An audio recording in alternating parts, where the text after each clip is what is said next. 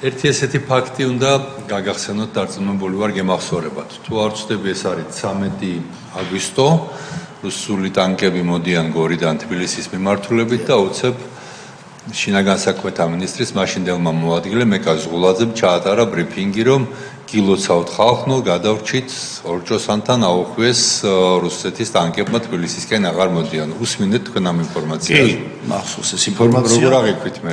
ზუსტად ორჭოსნიდან შემოვიდნენ მე ახალგორში ეს ტანკები. ანუ პრაქტიკულად ეს იყო ფრაზა, რომელიც ნიშნავდა, რომ ახალგორის ოკუპაცია ხდება და ამას გილოცავდა შინაგან საქმეთა მინისტრის მოადგილე. კი, ეს ავიქის რა.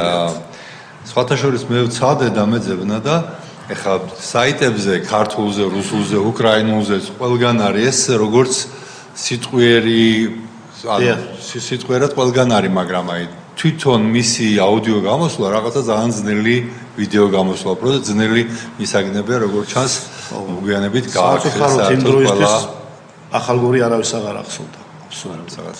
თითქოს ახალგორი საქართველოს არ ყოფილიყო, ისე გილოცავდა აი ამ ფაქტს. თქვენ მოგეხსენებათ, ჩვენ როგორი წინაპრები ყავდა სერის თავები და ალბათ ისინი რომ წამოახედა ეხლა და დაინახოს რა ხდება.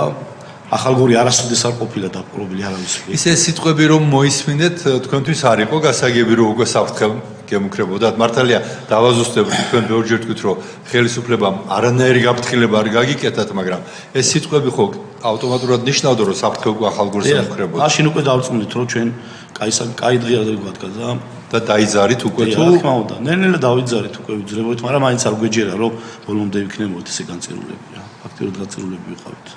და ხელისუფლების მხრიდან კიდევ ვიმეორებ არანაირი გაფრთხილება. რატო ვაზუსტებ ამას? არანაირი გაფრთხილება, არანაირი ევაკუაცია მოსახლეობამ თვითონ გააკეთა, რაც გააკეთა, რომ დატოვეს თავიანთი სახკარი და გამოიქცნენ რა. რატო ვაზუსტებ ამას? ბავშვები ყავდათ, მოხუცებულები ყავდათ და ეშინოდათ.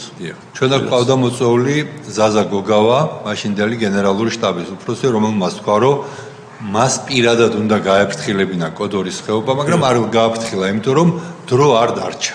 თუმცა 8-დან 14-მდე საკმაოდ დიდი დროა იმისთვის, რომ ეს გაფრთხილება მომხდარიყო და კიდევ ერთხელ არანაირი გაფრთხილება ხელისუფლების მხრიდან რომ საფრთხე არსებობს არ ყოფილა. მე როგორც ვიცი, ინფორმაცია მაქვს, რომ მაგ პერიოდში 8 აგვისტოს მერე, სადღაც 15-მდე ვანო მერაბიშვილი იყო ჩამოსული ახალგორში და იქ რაღაც თათბირები იმართებოდა გამგეობის შენობაში იყო რაღაც შტაბი იყო შექმნილი და ადგილობრივ ხელისუფლებასთან და მასთან ერთად რაღაც შეხვედრა გაიმართა. მე ეს ვიცი. მადლობა. სანამ წამოხვიდოთ. სანამ წამოვიდით კი. კი ბატონო.